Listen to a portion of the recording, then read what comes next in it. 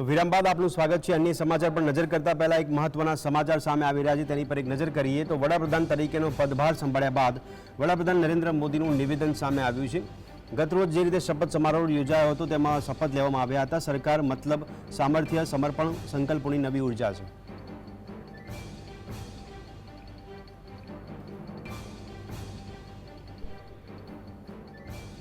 ये नई सामर्थ्य दे और मेरी कोशिश रही है कि पीएमओ ये सेवा का अधिष्ठान होना चाहिए।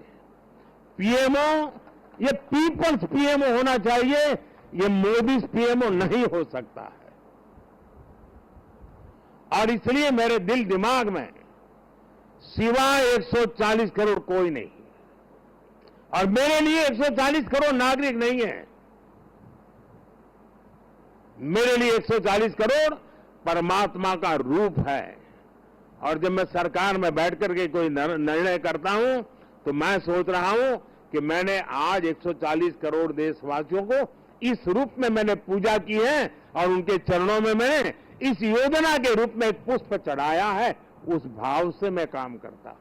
सरकार की बात आती है तब वो अकेला मोदी नहीं होता है, उसके जो हजारों दिमाग उसके साथ जुड़े हुए हैं, हजारों मस्तिष्क जो इस काम में लगे हुए हैं, हजारों भुजाएं जिस काम को कर रही है, एक जो विराट रूप है उसी का परिणाम होता है कि सामान्य मानवी को भी उसके सामर्थ्य का साक्षात्कार होता है।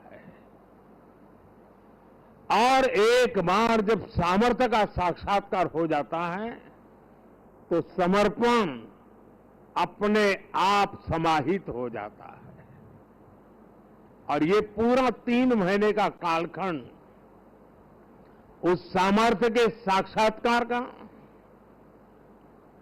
उस सामर्थ्य के प्रति समर्पण के भाव का और उस समर्पण के अंदर नए संकल्पों की ऊर्जा जुड़ी हुई थी, जिसका परिणाम है कि आज हम फिर एक बार देश की सेवा के लिए प्रशस्त हो रहे हैं। हम वो लोग नहीं हैं कि जो इतने बजे ऑफिस शुरू होता है, इतना बजे पूरा होता है। हम वो लोग नहीं है। हमारे लिए समय के बंधन नहीं है, हमारे लिए सोचने की सीमाएं नहीं हैं, हमारे लिए पुरुषार्थ के लिए कोई मानदंड नहीं है। जो इससे परे है वही तो मेरी टीम है और वही टीम पर देश को भरोसा है। साथियों, 10 साल में बहुत सारे लोग आप में से होंगे जो 10 साल से मुझे जेल रहे हैं। कुछ लोग हैं जो शायद अब जेलना शुरू करेंगे, कुछ लोग होंगे साहब बहुत हो गया, अब कहीं और जाए तो अच्छा होगा। जो जाना चाहते हैं उनको मेरी तरफ से शुभकामनाएं हैं। आपने इतना किया इसलिए धन्यवाद है। जो आना चाहते हैं, अगर आज टीवी पर मेरी बात सुन करके जो मन भाव से खप जाना चाहता है 5 साल, आइए, निमंत्रण है। और हम मिल करके दोस्तों एक ही लक्ष्य, नेशन फर्स्ट, एक ही इरादा, 2047 विकसित भारत। और मैंने पब्लिकली कहा है मेरा पल पल देश के नाम है। और मैंने ये भी वादा किया है देश को 24/7 फॉर 2047। मुझे वो टीम से अपेक्षाएं हैं, मैं मेरी टीम से चाहता हूं। और उसमें भी मैंने मिला हुआ काम समय से पूरा कर दिया, मुझे मिला हुआ काम गलती के बिना कर दिया। मैं समझता हूं अच्छी चीज है, लेकिन परिपूर्णता नहीं है।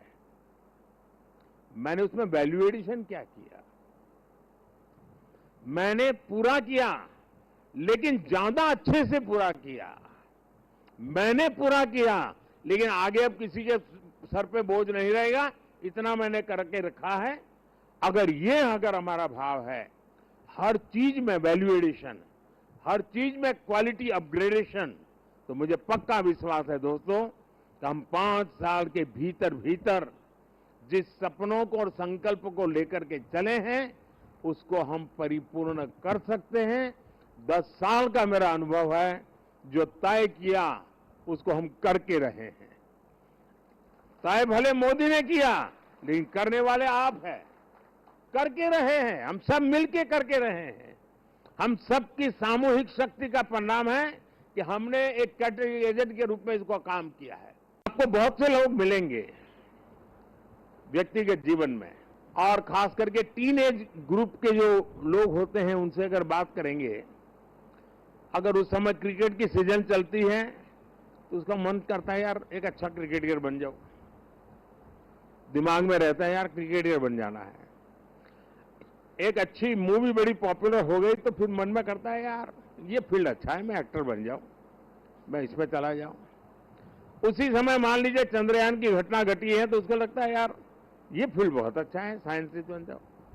और मान लीजिए 2 महीने के बाद क्रिकेट मैच आ गई तो उसको लगता है यार साइंटिस्ट वाला तो जरा मेहनती है, अच्छा करो अपन क्रिकेट वाला हो जाए।